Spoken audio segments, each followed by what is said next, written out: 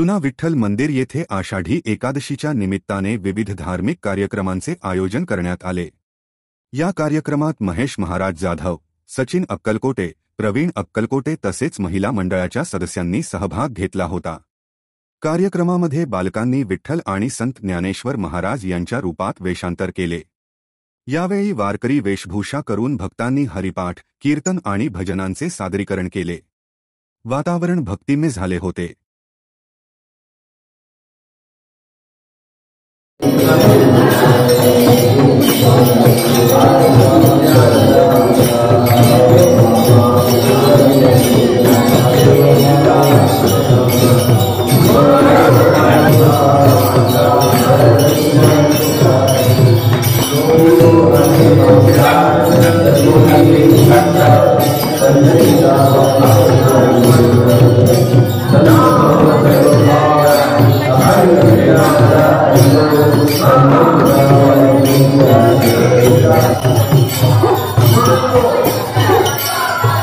काय